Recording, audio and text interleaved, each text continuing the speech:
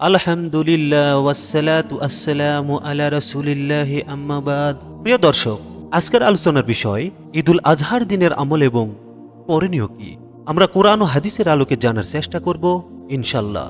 প্রিয় দর্শকবৃন্দ, আসসালামু আলাইকুম ওয়া রাহমাতুল্লাহি ওয়া বারাকাতুহু।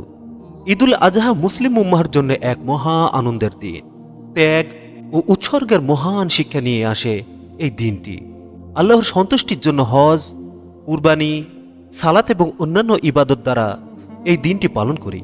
ঈদুল আজহার দিনের গুরুত্ব সম্পর্কে মহান রব্বুল আলামিন ইরশাদ করেন, বিসমিল্লাহির রহমানির রহিম, ফাসল্লি লিরাব্বিকা ওয়ানহার, অর্থাৎ তোমার প্রভুর উদ্দেশ্যে নামাজ পড়ো এবং কুরবানি করো।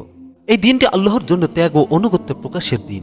হযরত ইব্রাহিম আলাইহিস সালাম ও ইসমাঈল সালামের ত্যাগের স্মৃতি বিজড়িত। ঈদের আগের রাত লাইলাতুল ঈদ, ইবাদতের ফজিলত।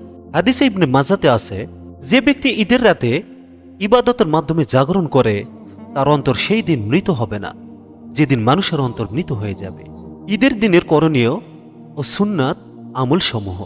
1 নম্বর, গোসল করা ও উত্তম পোশাক পরিধান। হাদিস শরীফে এসেছে, নবী সাল্লাল্লাহু আলাইহি সাল্লাম ঈদের দিনে গোসল করতেন এবং সুন্দর পোশাক পরতেন। 2 নম্বর, আতর ব্যবহার করা পুরুষদের জন্য। 3 নম্বর, ঈদের নামাজে যাওয়া।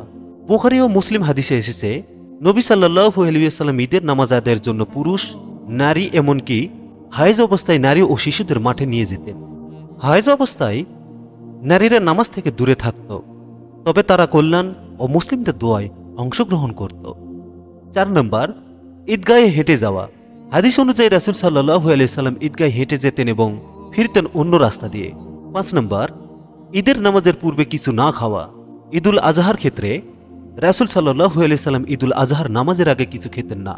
কুরবানির পর তার গোশত ভক্ষণ করতেন।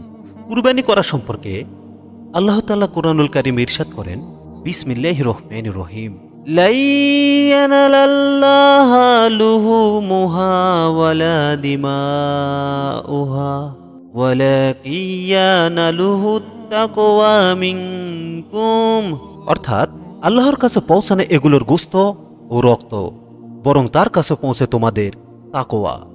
হাদিস শরীফে এসেছে, কুরবানির দিনে আল্লাহর নিকট সবচেয়ে প্রিয় আমল হচ্ছে পশু জবাই করা। গুরুত্বপূর্ণ করণীয়। কুরবানি ওয়াজিব। যাদের উপর যাকাত ফরজ তাদের উপর কুরবানিও ওয়াজিব। কুরবানি 10 থেকে 12 জিলহজের মধ্যে করতে হবে। ঈদের নামাজের পর তাকবীর বলা।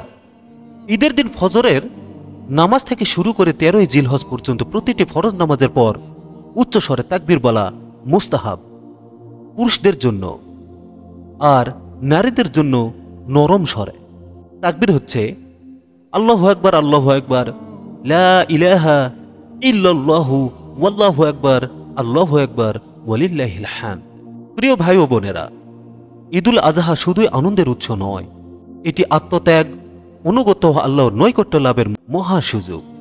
আসুন আমরা কোরআন ও সুন্নাহ মোতাবেক ঈদের আমল পালন করি, কুরবানির মাধ্যমে তাকওয়া বহিঃপ্রকাশ ঘটাই এবং সঠিক নিয়মে ঈদের দিন উদযাপিত করি। আল্লাহ আমাদের ইবাদতগুলো কবুল করুন।